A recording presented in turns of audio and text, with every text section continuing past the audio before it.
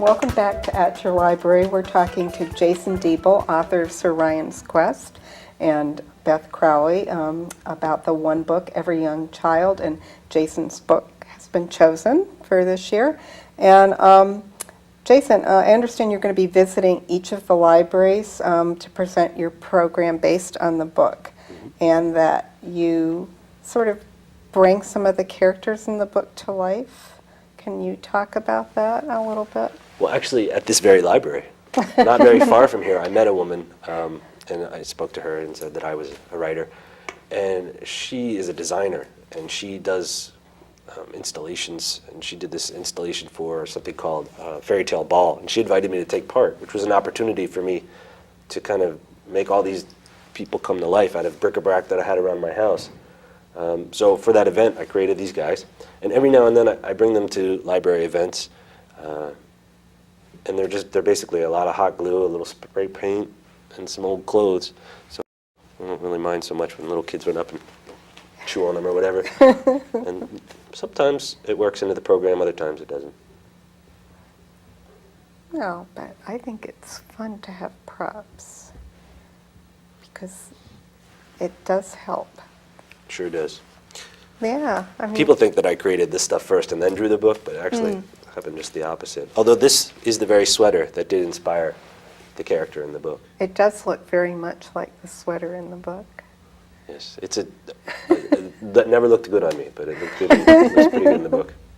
And I think that children really like seeing the things from the books come outside of the book and into the real world.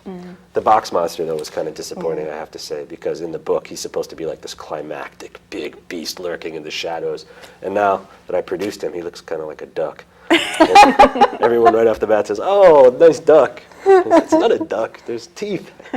Well, it does sort of have like duck feet, looks like webbed feet almost. Thanks. There. Thanks. Yeah, well, I mean, you could say duck feet, duck bill. It's got the head on top. The monster in the book, probably don't want me to go into this, but dragons have a much more forward-facing kind of momentum. This guy's kind of propped up, like good posture. Dragons don't have good posture. Well, At least not the dragons I've met. yeah, I haven't met any, so I wouldn't know. Maybe I'll have to try to remedy that. How hard was it to get your book published? Because, you know, the world is full of people trying to get books published. So. I really have a tough time with this question because I don't want to sound glib or uppity, but it was so incredibly easy to get this book published. No kidding. Yes, I met a guy who said he was looking for a book, so I made a book and I sent it to him, and he said, "I'd like this book. I'd like to represent you." And I said, "Okay." And he took basically this little piece of folded 8.5 by 11 sheet of paper that I made and gave it to a publisher, and the publisher said, "I like this book. I want to publish it." And we had a deal. I mean, the whole thing took like 3 weeks. Which I know people wait their whole life to do this, and I feel bad when I tell them that. I mean, I've gotten other stuff in the works since then, and it has no way been that easy. But yeah, this book, just everything fell into place. The planets aligned. Everybody was receptive to it, and poof, a book. Well, and it is really a quality book because it was funny when Jason first brought it to me. It was actually the first day of the story time that he was bringing his daughter to, and right before the story time, as I'm getting ready, one of my aides came in and said, "There's a guy out here, he's got a book for you to look at," and you know how many times that happens while working here, and I said, "Could you just get his card? I'm about to go into story time, I'll give him a call." And then she went away and came back, he goes, "Well, he's actually attending your story time today," and I thought, oh geez. Can't get away from it. But then, you know, afterwards, I asked him about the book, and he had it with him, and when I read it, I thought, wow, this is really great, and you know, it was available through a major you know, vendor, so it was easy to get, and it really is. I can see why it was easy to get it published. Thanks. Wow, yeah, I didn't expect an answer like that.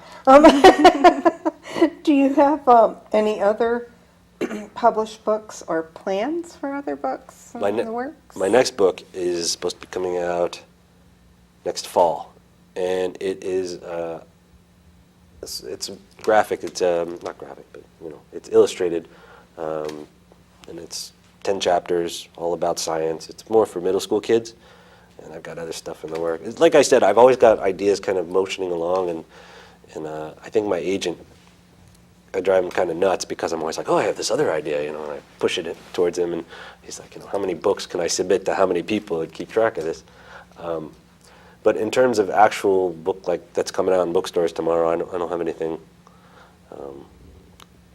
lined up besides the book that's coming out next fall. And that's going to be for middle school kids. Yeah, it's mostly for middle school kids. I didn't really write it with any particular audience in mind, but I think when they take it and they say, oh, we have to sell this to someone, I think they said, oh, we'll sell it to middle school kids.